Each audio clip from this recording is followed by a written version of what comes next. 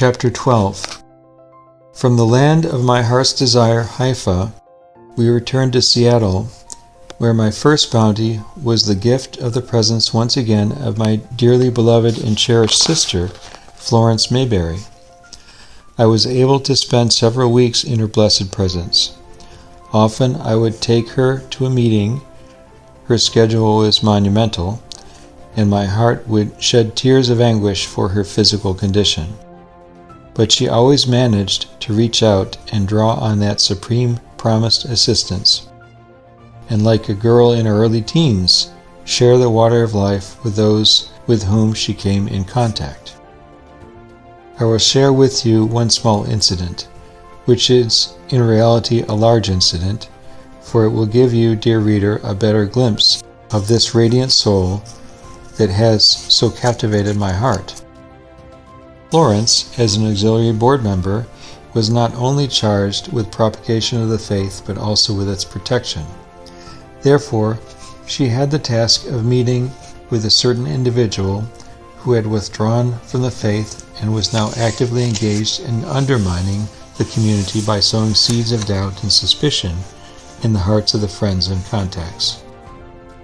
We first met with one of the seekers this woman had contacted, and with tenderness and love, Florence won him completely to the cause of our beloved. We then went to the home of the woman who was on the edge of becoming a covenant breaker.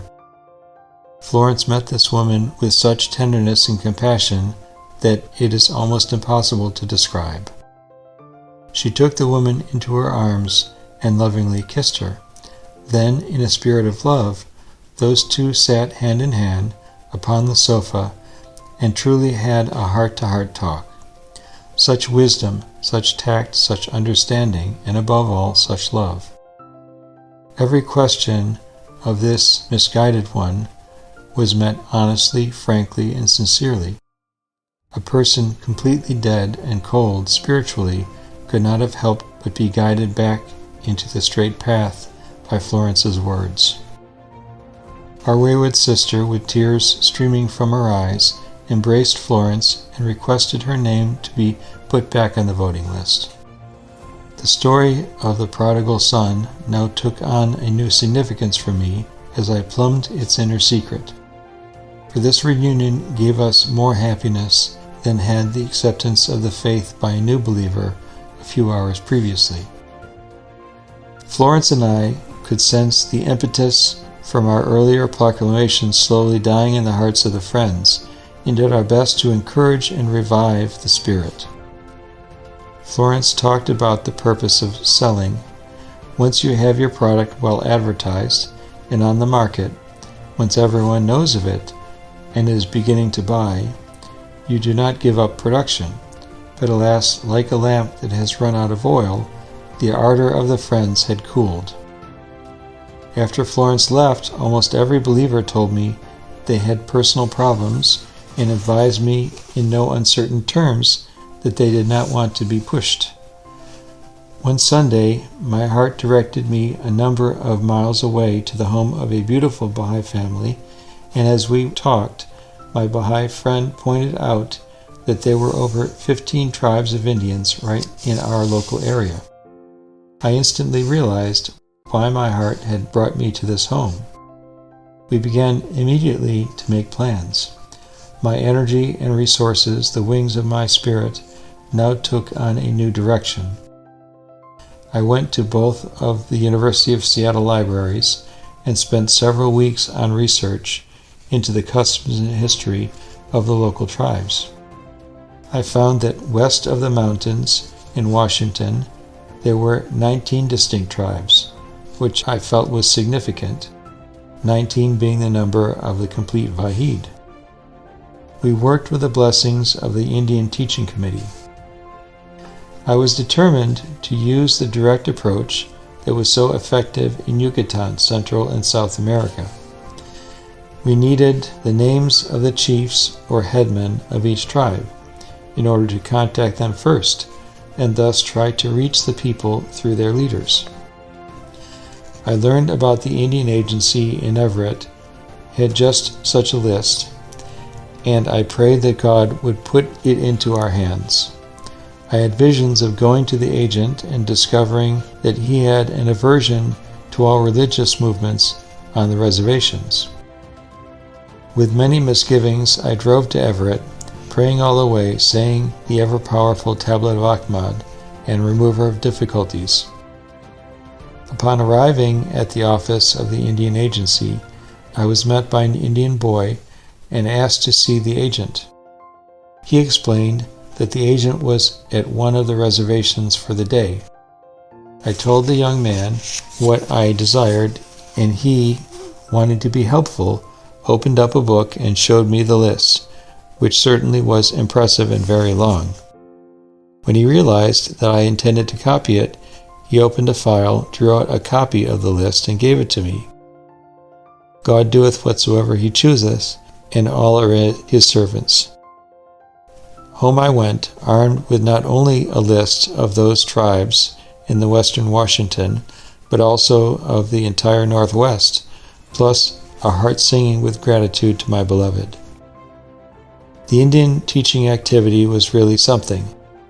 Letters were written to all the leaders asking for an appointment that we might share with them the glad tidings of God's latest revelation. At that critical time, I received a request from the National Office of the United States to make a trip to California and Oregon in order to help save local spiritual assemblies that were in jeopardy. As it was already the 1st of April, this did not give me much time, but off I went, interrupting other activities. All the weak local assemblies were saved, with the exception of one that was down to 5 believers. Upon my return to Washington, we had received only one response from the reservations, with an appointment scheduled several weeks away. After much prayer, meditation, and consultation, we decided to go to one of the reservations and personally contact the Indians if at all possible. If this failed, we would make personal contact with the chief on the reservation. Since the nearest and most easily accessible place was the Tulalip Reservation near Marysville, Washington, this became my goal. After a soul-stirring period of prayer, and with a heart overflowing with love, I made my way to the Tulalip, deciding on the way that when I arrived in town, I would park the car, stroll through town, and give the message to everyone I met.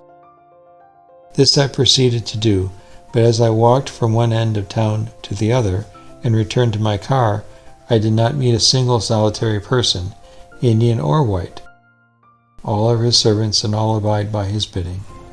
I walked to the beach, sat on the piece of driftwood, said the Tablet of Ahmad, and then returned to Edmonds. The next day I went back, right to the agency office, and asked for the chief. When I was shown into his office and introduced, I came right to the point and said, "A new and divine messenger of God has appeared upon the earth with a special message for your people. Had I hit this gentleman over the head, I could not have given him a greater shock." His mouth dropped, opened, and he looked at me long and hard. Finally, when he recovered his composure, he advised me that the best way to disseminate my message would be to go to the various priests and preachers on the reservation, and they would give it to his people. Back to the driftwood on the beach, and my prayers for assistance. At this point, I began to feel that perhaps I was not the one to reach these souls. However, on Friday, we had a teaching conference in Seattle. At this conference, an Indian Baha'i from Yakima, who had gone with Florence Mayberry to the Yakima Reservation east of the mountains, got up and made an urgent appeal for assistance on follow-up on the reservation. I had made up my mind not to go east of the mountains. Why should I drive 150 miles when we already had 19 reservations in our immediate area? But after her desperate appeal, I waited for someone to respond. None did. So not being one to let a person down who wished to serve the cause of God, I rose and offered her my services. We made arrangements, and within the week I picked up this Indian lady. She then asked if I would mind taking along another Indian friend from Tacoma, who turned out to be a full-blooded Tuolip. Praise and glory be to God, who had allowed me to follow my heart in its service to the cause of God. As my Baha'i sister and I began to talk, this Tuolip gentleman boldly asserted that he was a very contented and happy Catholic. I told him that was wonderful, and went on talking animatedly with my friend. Our Tuolip Indian said nothing for the first 50 miles, but when we stopped for lunch, he was asking questions a mile a minute. Then, for the next 50 miles, we submerged him completely in the ocean of God's love. By the time we reached Yakima and the reservation, our beautiful Tuolip was so excited he could not sit still. Upon recognizing an Indian friend of his on the street, he requested me to stop the car. We had hardly come to a stop when he bounded out, grabbed his friend's hand, and declared vigorously that a new messenger of God had come. For the 2 days we spent on the reservation, this man proved himself a fearless warrior of Baha'u'llah and vigorously championed the cause of God. On the 3-hour trip back home, he began to lay his plans for bringing his newfound beloved to the Tuolip people. I had made my plans, but how vastly different were the results. This also proved to be the case with our first Tuolip Baha'i in the cause of God. We made plans. He and I received permission from the Indian Council to have a Baha'i picnic on the reservation. Our Tuolip Baha'i had picked the place that he knew the Indians would come to.